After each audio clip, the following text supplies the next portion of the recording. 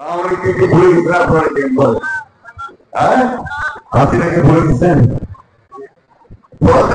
ভারতে গিয়ে দিল্লিতে গিয়ে ওইটার কারণে আবার হরতাল ঘোষণা করো এবং কালকে তিনি গাড়ি গ্রহণ করেছিলেন। কিছু পড়াপন আছে তাদেরকে গাড়ি গ্রহণ করেছে। এখন এই গাড়ি ঘোড়া যারা এইভাবে পুরাবে তারা দেশের সম্পদ নষ্ট করবে, আর যে দিল্লিতে আরামে বসে থাকবে তাকে কি আমরা এই দেশে আসতে দিব? তাহলে তুমি আসো, এই দেশের সামনে জনগণের সামনে আসে রাজনীতি করো। দিল্লিতে বসে ওইখান থেকে দেশের সর্বনাশ আর করবে না। বলেন না, বুঝলেন নাকি? কি আর বড় বুঝি না, আমরাও বুঝি না।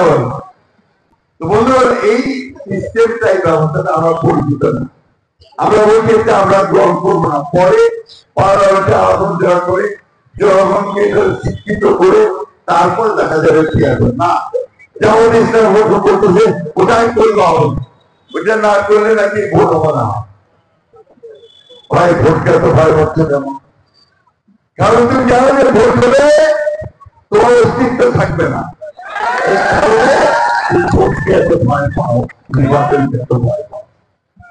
এই কারণে আমার সবাই একটু ভালো কাছে আমরা করে আমাদেরকে মুক্ত করতে সাহায্য করতে, যারা উমরাও দল করেছে, দল করতে জানেন তো এনসিপি নাম শুনেছেন তো? এনসিপি আছে, এনসিপি একটাও এই এলাকায় একটাও এনসিপি আছে, একটাও। তাহলে কেন করে ভোট হবে? ভোটটা হবে কিভাবে? ওরা ভোটই পাবে না।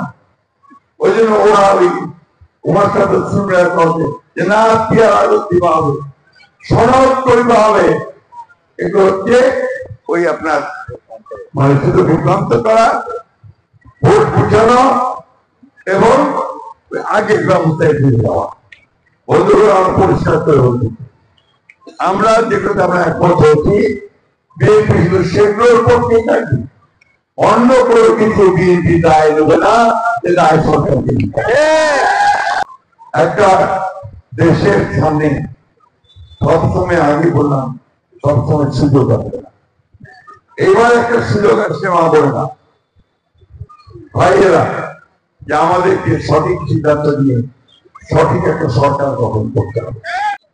বিচার বিভাগকে একদম স্বাধীন করতে চাই, অর্থাৎ বিচারককে কেউ জোর করে কিছু করতে পারবে না, ন্যায় বিচারকে প্রতিষ্ঠিত করবে, সেই ব্যবস্থাটা আমরা পারমানেন্ট স্থায়ী করতে চাই।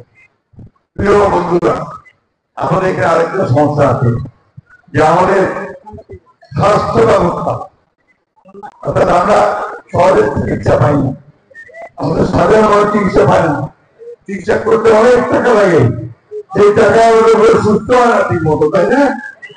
যেন আমরা বলছি যে আমরা সেই চিকিৎসা ব্যবস্থাকে আরো ভালো করতে চাই, যাতে করে সাধারণ মানুষ চিকিৎসার ব্যবস্থা পায়।